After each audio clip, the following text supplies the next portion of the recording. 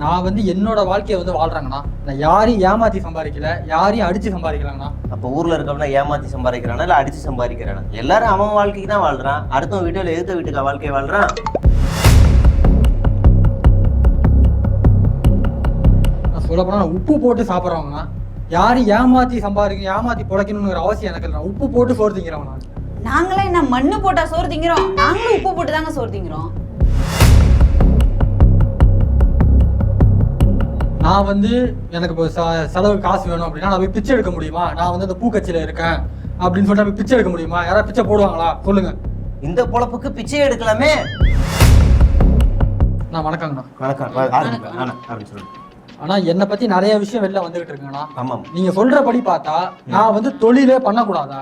சொல்லுங்க, தொழிலே பண்ணக்கூடாதா? நான் நியாயமா தொழில் பண்றேங்கண்ணா. என்னோட வாழ்க்கையை நான் வாழ்ந்துகிட்டு இருக்கேங்கண்ணா. நீங்க சொல்றத பார்த்தா இது தொழிலே பண்ணக்கூடாது. நான் பண்ற தொழில்ல ஏதாவது தப்பு இருக்குன்னா சொல்லுங்க. தப்பு இருக்கு, ஆரம்பிங்க. தொழில் பண்ணலாம்னா, ஆனா நான் ரொம்ப ஏழை பாழன்னு காமிச்சிட்டு இவ்வளவு பெரிய தொழில் பண்ணக்கூடாது. அதுல சந்தேகம் இருக்குல்லண்ணே. இப்ப எங்க ஊர்ல மாடு மேய்க்கிற மாடசாமி மாடு மட்டுமே மேய்க்கிறான். அப்புறம் ஆடு மேய்க்கிற ஆண்முகம் ஆடு மட்டுமே மேய்க்கிறான். கூலி தொழிலாளர் செய்யற குப்புசாமி கூலி தொழில் மட்டுமே செய்யறான். ஆனா ஆடு மேய்ச்சிக்கிட்டு இருக்கிற இந்த அண்ணாமலை எப்படி அடுக்குமாடி மஞ்சப்பொடி வித்துக்கிட்டு இருந்தேன். அதாவது உழைப்பால உயர்ந்தவன் நானு. ஆடு மேய்ச்சி அப்படியே படிப்படியா உயர்ந்தவன். நீங்க என்ன சொல்ல வரீங்கன்னா இவர் வந்து தொழிலே பண்ணக்கூடாது அப்படி? நானும் சாப்பாடு சாப்பிடணும்னா நானும் சோறு திங்கணும். இப்ப நான் என் கார்ல வரேன், காருக்கு பெட்ரோல் போடணும். நான் இங்க இருந்து கோவா போறேன், கோவாக்கு flight ticket 60,000 flight ticket, 30,000 petrol போட்டிருக்கேன். யாரு இதெல்லாம் கொடுக்கறது? கட்சியா? கட்சியில இருந்து 1 ரூபா கூட வாங்க மாட்டாங்க. அப்புறம் எப்படி எங்க வேலைக்கு போறீங்க?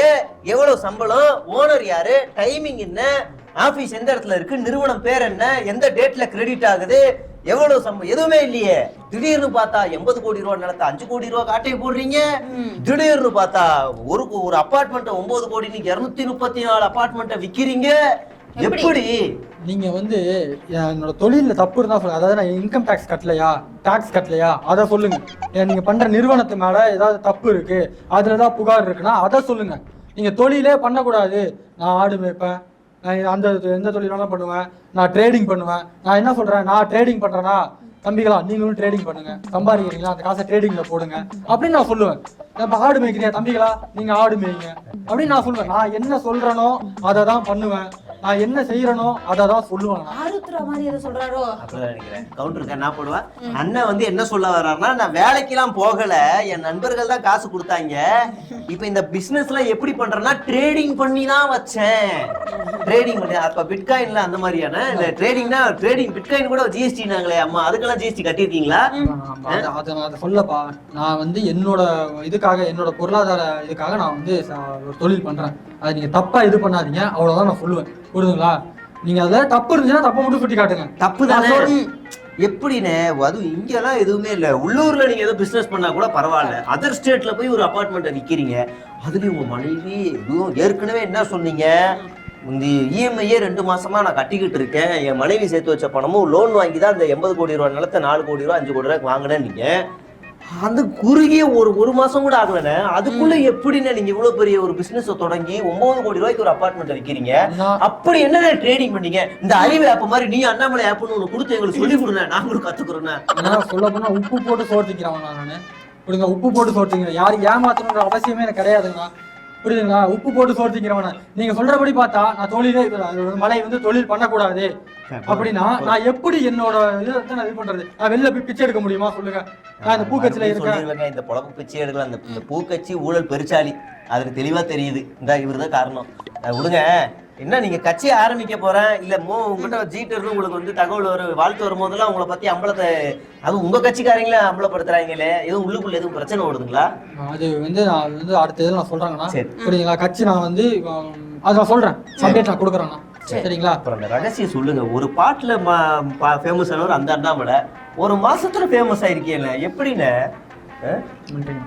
நன்றி. நம்ம நாட்டோட பாதுகாப்பை உறுதி செய்யறதுல நம்ம ஜீதா முதன்மையா இருக்காரு. அவர்கிட்ட இருந்து நம்ம நாடு எவ்வளவு பாதுகாப்பா இருக்கு பாத்தீங்களா? இந்தா ஆரம்பிச்சிட்டாரு. இதான் இப்படிதான் போன வருஷம் கொஞ்ச நாளைக்கு முன்னாடி டாடி மோடி ஜாடின்னு பேசியிருந்தாரு. இன்னைக்கு மறுபடியும் முட்டை அடிக்க ஆரம்பிச்சிட்டாரு. அது எல்லாரும் கேக்குறீங்க, நீ ஏன் பூ கட்சி கூட கூட்டணி வைக்கிறீங்க? பூ கட்சி கூட கூட்டணி வைக்கிறதுல உங்களுக்கு என்னங்க இது இருக்கு? நாங்க வைப்போங்க. பாலாஜி பழைய ஃபார்முக்கு வராரு. சே குவேரா, ஃபெடல் காஸ்ட்ரோ, பிரபாகரன் இவங்கள மாதிரி போராட கத்துக்கணும். இவங்கள மாதிரி போராடி அதிமுக வெற்றி பாதைக்கு நம்ம தொண்டர்கள்லாம் கூப்பிட்டு போனோம். எனக்கு இவங்கள பத்தி தெரியல. எனக்கு தெரிஞ்ச ஒரு போராடி இருக்காரு தெரியுங்க. யாரு பாரு? போராடணும்னா அவரை மாதிரி போராடணும் தெரியுங்க. எப்படி? எங்க தலைவர் இப்படியே போராடுவாரு. நீ போறியா? ஒரு சில சந்தேகம் இருக்கு, கேட்டு போறேன். சொல்லு எல்லாமே நான் சொல்றேன். சே குவேரா எந்த நாட்டுக்காக போராடினாரு?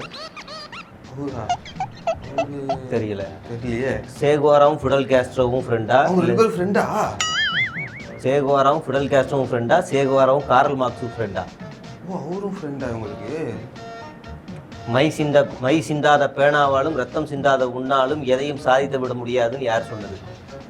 சொல்லிக்கிறாங்க. இதெல்லாம் தெரிஞ்சுக்காம எதையாவது டிஷர்ட்டில் பைக்கில் பேரை மேய்ஞ்சிட்டு வந்து இங்கே வந்து கக்கிறது. ஆனால் சே குவேரா, ஃபிடல் காஸ்ட்ரோ பேரெல்லாம் எந்த கட்சி சொல்லணும்னு ஒரு அருகதை இல்லாமல் போச்சு பத்தியா? வெக்கப்படுற தலைவரை இந்த கட்சியில் இருக்கிறதுக்கு. சரி கருமம்.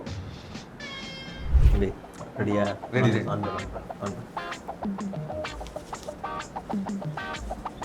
அம்மா வணக்கம்மா. வணக்கம். புதுச்சேரி வெற்றி கழகத்துல இருந்திருக்கோம். இங்க ஏதோ பிரச்சனையாமே, என்ன பிரச்சனை சொல்லுங்க. ஆமாங்க, லைட் எரிய மாட்டுது, அதாங்க பிரச்சனைங்க. பாருங்க. ஓகே தம்பி, இந்த பல்பு எவ்வளோ வரும்? 120 ரூபா வரும். இந்த ஒரு பல்பு ஒன்று வாங்கிட்டு வா. போ வாங்கிட்டு வா, தரேன். போ.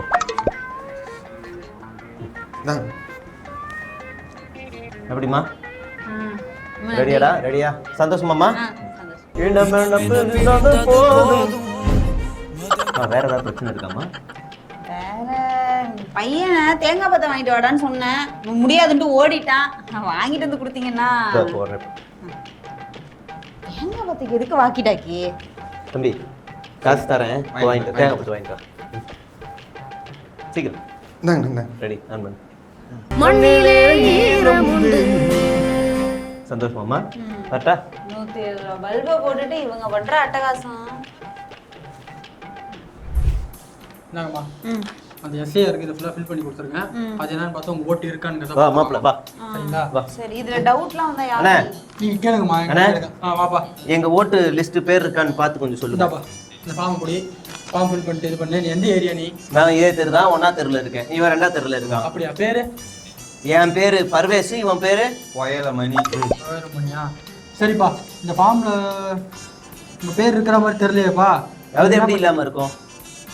இல்லப்பா, இப்ப நிறைய பேர் மிஸ் ஆகுது. சரி. என்ன பண்றேன்னா, 2002 உங்க வீட்டுல அவங்க அம்மா அப்பா ஓட்டு போட்டிருப்பாங்கல்ல, அந்த ப்ரூஃபை எடுத்துருவா, அதை செக் பண்ணி கிராஸ் செக் பண்ணிட்டு சொல்லிடலாம். அதை கொடுத்தாதான் நீங்க எங்களுக்கு ஓட்டு தருவீங்க. ஆமாப்பா, இந்த ஃபார்ம். அதை இல்லைன்னா எங்க ஓட்டெல்லாம் நீங்க ஒடுக்குறீங்க, எங்களை நசுக்குறீங்க. கரெக்டா? எங்கெல்லாம் ஓட்டு போட விடாம, எங்க அண்ணனை வர விடாம நீங்க சதி பண்றீங்க. அதான் டான் டான் டடடடான் டான் டான் டான் டடடடான். தலைவரே நிறுத்து. ஏதோ சும்மா லூசுத்தனமா ஊருக்குள்ள ரீல்ஸ் பண்ணிட்டு இருக்க, வேலை வெட்டி இல்ல, சும்மா பொடி பையன் நினைச்சா நீ நியாயமா நீங்க பண்ண வேண்டிய வேலை இது. ஏன்னா புது வாக்காளர்கள்லாம் யாரா இருப்பாங்க. சரி, உங்களுக்கு அவ்வளவு அக்கறை இருந்ததுன்னா நீங்களும் இவங்களோட சேர்ந்து பண்ணிருக்கலாம்ல. முதல்ல எஸ்ஐஆர்னா என்னன்னு தெரியுமா? அதை யாரு கொண்டு வரான்னு தெரியுமா? அதை எதிர்க்கணும்னா யாரை எதிர்க்கணும், யாரை கேள்வி கேட்கணும்னு தெரியுமா? எதுவுமே பண்ணாம சும்மா சல்லிதனமா பண்ணிட்டு கூடாது. கழனி தண்ணி தூக்கி மூஞ்சில ஊத்தி விடுவோம். எங்க ஓட்டு இல்லைன்னு சொல்றதுக்கு இவர் யாரு? அம்மா, என்ன நடந்தாலும் ஆளுங்கட்சி தாங்க காரணம். சொல்லுங்க, எங்க ஓட்டு இல்லைன்னு சொல்ல இவங்க யாரு? எல்லாரும் உஷாராயிங்க. Gen Z kids உஷாராயிருங்க. நம்ம தலைவரை நம்ம யாராலையும் ஜெயிக்கவே முடியாது. ஓடா. டான் டான் டடடடா டான் டான் டான். தலைவரை யாராலையும் காப்பாற்ற முடியாது. முடியுமா? தெரு வந்தது ஏன் தப்பு.